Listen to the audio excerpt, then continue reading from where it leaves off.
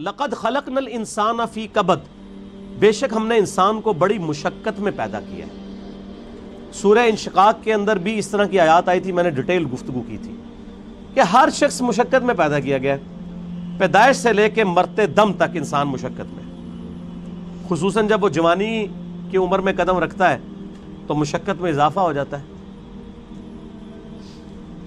اور وقت کے ساتھ ساتھ انسان پہ برا وقت ہی آتا ہے، اچھا وقت نہیں آتا۔ انسان کی مصروفیات بڑھ جاتی ہیں، انسان کی تگ و دو بڑھ جاتی ہے، اولاد کی تربیت کا معاملہ، ان کے رزق کا بندوبست کرنا، ظاہر ہے اللہ نے اسباب کے ساتھ چیزوں کو جوڑا ہوا ہے، تو پوری زندگی انسان مشقت کاٹتا رہتا ہے۔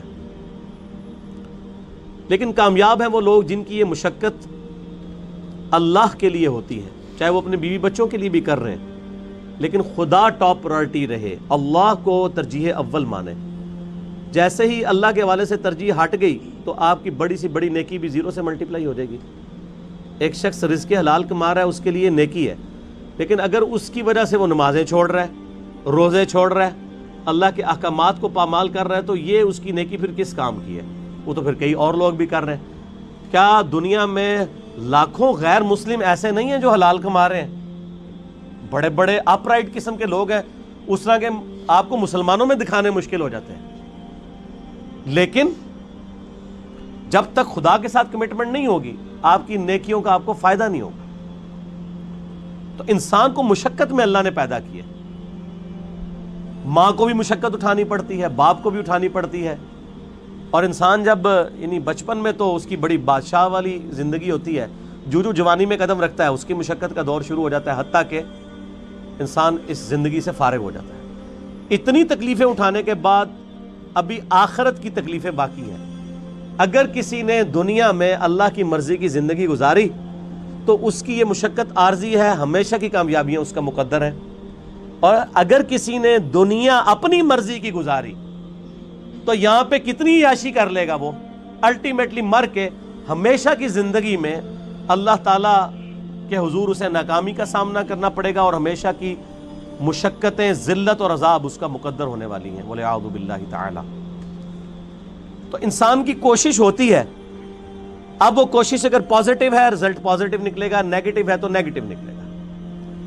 اسی کا ذکر اب آگے آ رہا ہے، أَيَحْسَبُ أَن لَّن يَقْدِرَ عَلَيْهِ أَحَدٌ، کیا انسان یہ گمان کرتا ہے کہ اس پر کسی کا بس نہیں چلے گا؟ یعنی وہ اگر دنیا اپنی مرضی کی گزار ہے تو یہ سمجھ رہا ہے آخرت بھی اپنی مرضی کی گزارے گا؟ نہ، ایسا نہیں ہوگا۔ یقول اہلکت مالا لبدا، بڑے فخر سے کہتا ہے کہ میں نے تو بڑا مال خرچ کیا ہے۔ اسپیسیفکلی تو اشارہ ہے مشرکین عرب کے ان امیر لوگوں کی طرف جن کا ذکر قرآن پاک میں کئی جگہ آیا کہ وہ بڑا فخر کرتے تھے کہ ہم حرم مکہ کی جو خدمت ہے وہ ہمارے ذمہ ہے، ہم یہاں پہ حاجیوں کے اوپر جو ہے وہ خرچہ بھی کرتے ہیں، اللہ کی راہ میں لوٹاتے ہیں۔ اللہ فرماتا ہے ان اعمال کا فائدہ نہیں ہے جب تک تم اللہ کی توحید اور اس کے نبی علیہ السلام کی رسالت پر ایمان نہیں لاؤ گے، شرک سے کنارہ کشی اختیار نہیں کرو گے، تو یہ حاجیوں کے اوپر کھانا پینے کے اوپر پیسے صرف کرنا، یہ مال جو تم لگا رہے ہو اور بڑی اکڑ رہے ہو کہ اللہ کے حضور اس کا کوئی اجر ملے گا، کوئی اجر نہیں ہے اس کا۔ اَيَحْسَبُ أَن لَّمْ يَرَهُ أَحَدٌ، کیا وہ خیال کرتا ہے کہ اسے کسی نے نہیں دیکھا؟ اس کو نہیں پتا یہ تم لوگ کس لیے کر رہے ہو، وہ کرتے تھے صرف اپنی عمارت کو جتانے کے لیے، ریاکاری کے لیے، لوگوں پہ اپنی جو دولت ہے اس کا روب ڈالنے کے لیے۔ جس طرح آج کل بھی آپ دیکھتے ہیں لوگ مساجد کے اندر وضو خانے بنواتے ہیں، ٹوائلٹس بنواتے ہیں، قالین ڈلوا لیتے ہیں، تو باقاعدہ وہ کئی جگہ پہ تو دیکھا گیا نیم پلیٹ لکھوا دیتے ہیں کہ وضو خانہ فلاں کے لیے ہوا ہے، فلاں کے سالے ثواب کے لیے۔ بھائی اگر سالے ثواب کے لیے بھی ہے تو اللہ کو تو پتہ ہے نا، آپ کے لکھنے کا تو اللہ محتاج نہیں ہے، نیکیوں کو تو چھپانا چاہیے، یہ خطرہ ہے کہ آپ کی نیکیاں برباد ہو جائیں۔ اور کئی لوگ تو جو ہے وہ حرام کے مال سے جو ہے اس طرح کے معاملات چل رہے ہوتے ہیں ان کے، اور وہ یہ سمجھتے ہیں کہ ہم اللہ کی راہ میں تھوڑا سا پیسہ خیرات کر کے اپنے باقی کے مال کو حلال کر لیں گے، ایسا نہیں ہوگا۔ اللہ تعالیٰ بہت غیرت مند ہے۔ صحیح مسلم میں حدیث ہے قیامت والے دن ایک سخی کو، ایک شہید کو اور ایک قاری کو بلایا جائے گا۔ اللہ تعالیٰ شہید سے پوچھے گا تجھے میں نے اتنی صحت دی، गिवन सर्कमस्टांसेस तेरे लिए फेवरेबल किए, तूने इसके बदले में मेरे लिए क्या किया? वो कहेगा या अल्लाह मैंने जान दे दी, और क्या करता? सबसे बड़ी कुर्बानी यही हो सकती। अल्लाह फरमाएगा तूने जान इसलिए दी ताकि लोग तुझे कहें बड़ा बहादुर है, तो तुझे दुनिया में लोगों ने बड़ी तारीफ की तेरी, तुझे दुनिया में अजर मिल चुका है इस रियाकारी का, औंधा मुंह करके दोज़ख में डाल दिया जाएगा। बोले औज़ु बिल्लाहि ताला अल्लाहुम्मा अजिरना मिनन नार, आमीन। सखी से अल्लाह पूछेगा तुझे इतना माल दिया था, तूने मेरे लिए क्या किया? कहेगा या अल्लाह मैंने इतना सदका और खैरात किया तेरे इल्म में, हत्ता कि मैंने मस्जिदों में नेम प्लेट भी अपने नाम की लगवाई है, तुझे नजर नहीं आती वो प्लेटें? ये मैं कह रहा हूं उसकी एक्सप्लेनेशन। अल्लाह फरमाएगा तूने इसलिए सब कुछ किया ताकि लोग कहें बड़ा सखी है, तो दुनिया में तेरी बड़ी तारीफ हुई है। आज भी आप देख लें, मैं नाम लिए बगैर कहता हूं, लाखों के दस्तरखान रोजाना के चला रहे हैं हराम के माल के ऊपर, और लोग उनकी बड़ी तारीफ भी करते हैं। देखें जी, चले जो कुछ भी है गरीबों को खिला भी तो रहा है ना। ये क्राइटेरिया दुनिया में ठीक है। ये फरजाना डाकू वाला मामला जो है ना, वो कि भी एक डाकू वो अमीरों से लूट के गरीबों की मदद करता था, ये फिल्मों में अच्छा है, अल्लाह ताला के लिए नहीं है। अल्लाह तो एक किसी भी क्रिटिकल रीजन की वजह से जीरो से मल्टीप्लाई कर देता है सब कुछ। बेपरवाह है ना सर, आप अपनी दाढ़ी पगड़ी नमाजों से और बड़े बड़े दस्तरखानों से अवाम को धोखा दे सकते हैं, अल्लाह को नहीं। सही मुस्लिम में हदीस है, अल्लाह ताला तुम्हारे शक्लों और तुम्हारे माल को नहीं देखता, दिलों और अमाल को देखता है। शक्ल भी नहीं देखनी और माल भी नहीं देखना। आप लोग क्या देख रहे होते हैं? बड़ा नूरानी चेहरा है, अल्लाह का कितना करम है इस पे, कितनी दौलत है, और अल्लाह क्या फरमा रहा है? दिल और अमाल। हत्ता कि सही बुखारी में आता है, और इसका जिक्र इशारतन सूरह तौबा में भी आया है। जब नबी इस्लाम ने अपील की ना ग़ज़वा तबूक के मौका पर, रोमन एम्पायर से लड़ना था, सबसे बड़ी सुपर पावर, तो चंदे की अपील की, तो एक सहाबी ने पूरी रात एक यहूदी की यानी मजदूरी करने के बाद उसको एक मुट्ठी जो है ना वो खजूरें मिली मुआवजे के तौर पे। बार्टर सिस्टम था ना, जरूरी नहीं करेंसी मिलती थी, खजूरें मिल जाती थी, जौ के दाने मिल जाते थे, गंदम मिल जाती थी, और वो एक मुट्ठी खजूर लाकर नबी इस्लाम के पास पेश करता है कि मेरी तरफ से ये जिहाद के लिए कबूल करें। वहां पे मुनाफिकीन होते हैं जो ऊपर से मुसलमान हैं, वो आपस में एक दूसरे से ठट्टा मजाक करते हैं कि ये देखो एक मुट्ठी खजूर से क्या फर्क पड़ना है, ठीक है। और नबी इस्लाम इतने खुश होते हैं कि आप इस्लाम उन खजूरों को, वो जो जितना माल है उसके ऊपर यूं बिखेरते हैं और फरमाते हैं ये सब पे भारी है, पीछे इखलास है ना। इसीलिए देखें, नेकियां क़यामत वाले दिन गिनी नहीं जानी, तौली जानी है। मक्के के अंदर रहने वाला शख्स जो रोजाना 5 वक्त नमाज हरम में पढ़ता है, हजारों लाखों नमाजों का सवाब कमाता है। ऐन मुमकिन है कि उसकी लाखों नमाजें, एक वो शख्स जो सड़क के किनारे मजदूरी करता है, वो मस्जिद तक भी जाने में उसको तरद्दुद है, और वहीं पे वो अपना कपड़ा डाल के जून जुलाई की तपती दोपहर के अंदर सड़क के किनारे किसी दरख्त की छांव में सिर्फ फर्ज ही अदा कर लेता है, उसकी एक नमाज जोर हो सकता है उसकी हजारों नमाज जोर जो हरम में है उससे बढ़कर हो, क्योंकि अल्लाह ने नेकियां तौलनी है, गिननी नहीं है। अगर किसी के पास 5 नोट 10-10 रुपए के हो और एक नोट 5,000 रुपए का हो, तो वर्थ किसकी ज्यादा है? 5,000 की। अगरचे नोट वो एक है लेकिन उसकी वैल्यू ज्यादा है।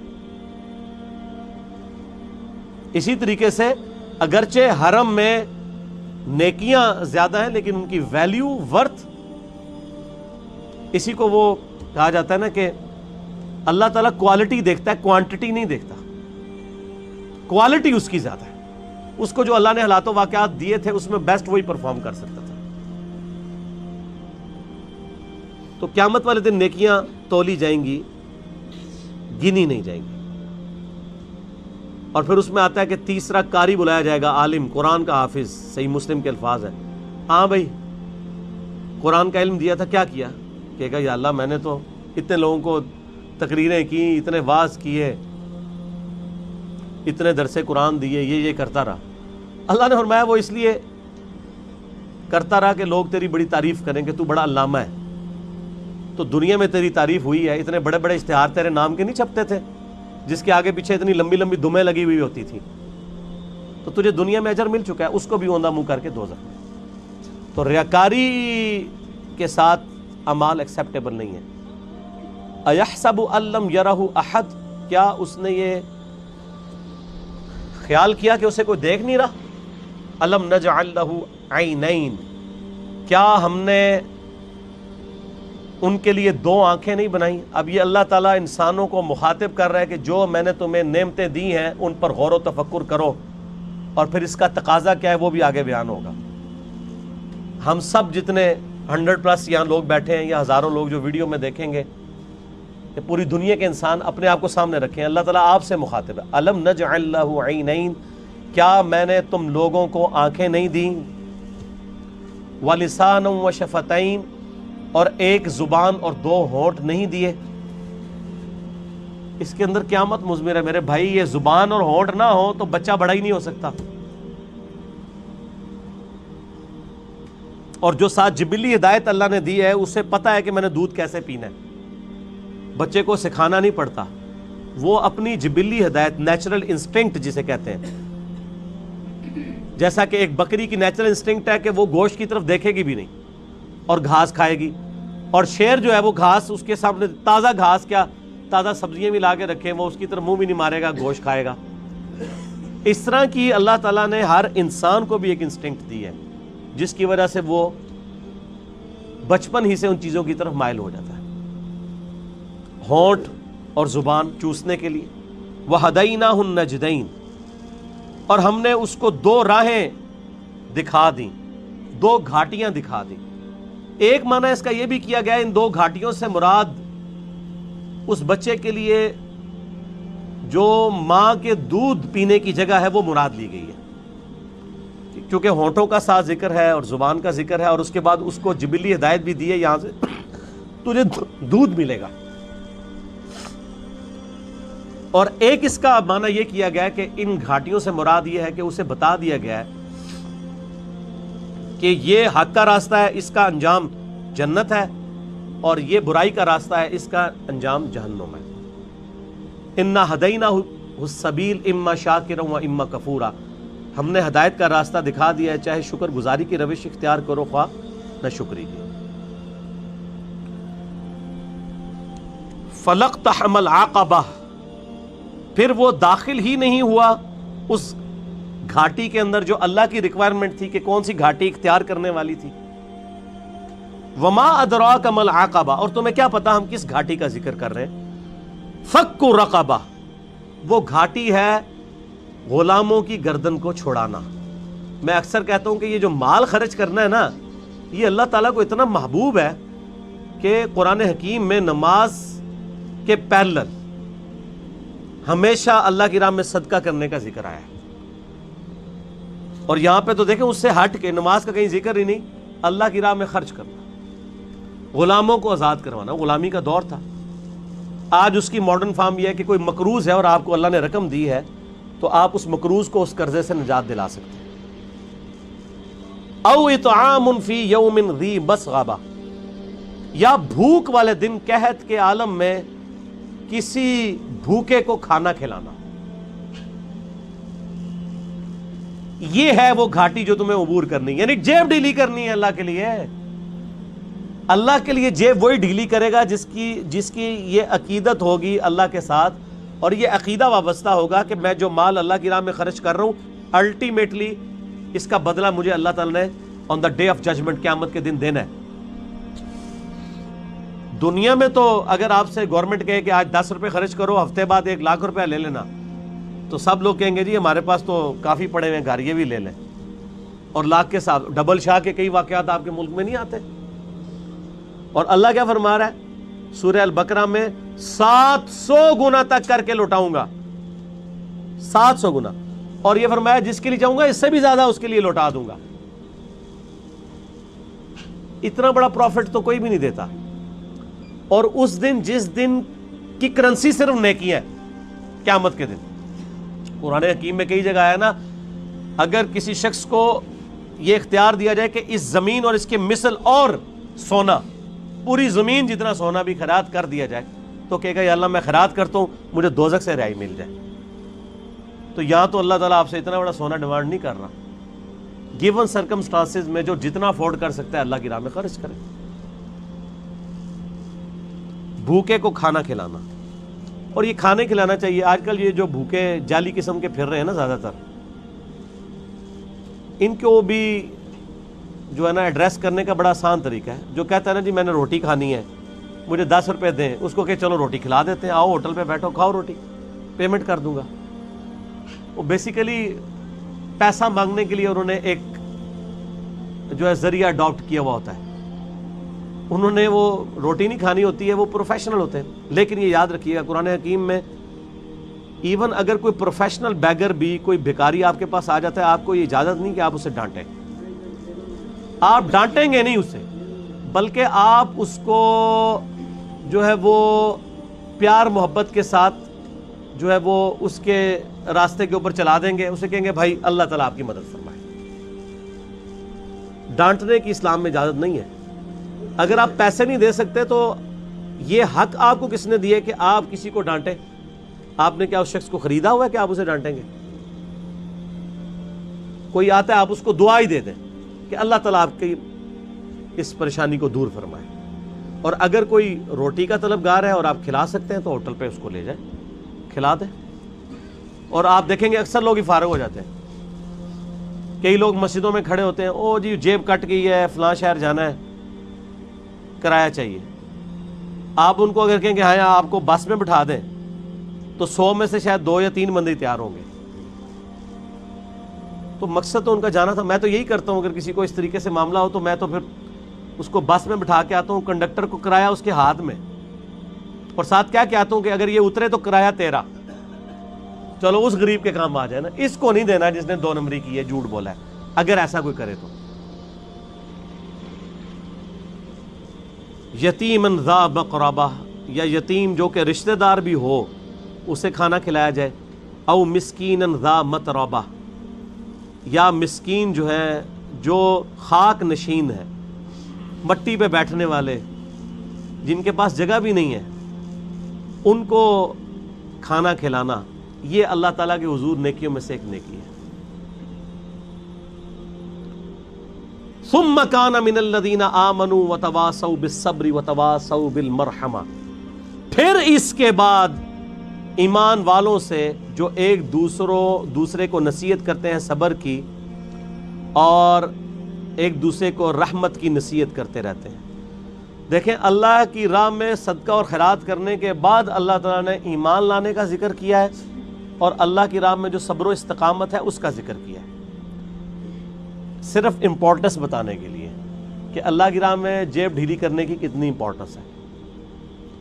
ایمان لانے والے, صبر اختیار کرنے والے اور صبر کی تلقین کرنے والے. یہ تو خیر ڈیٹیل آگے سورۃ العصر میں آئے گی نا, جو 4 کامیابی کے لیے شرائط ہے, ان میں آخری 2 شرائط یہی ہیں کہ آپ نے حق بات کی تلقین کرنی ہے اور صبر کی تلقین کرنی ہے.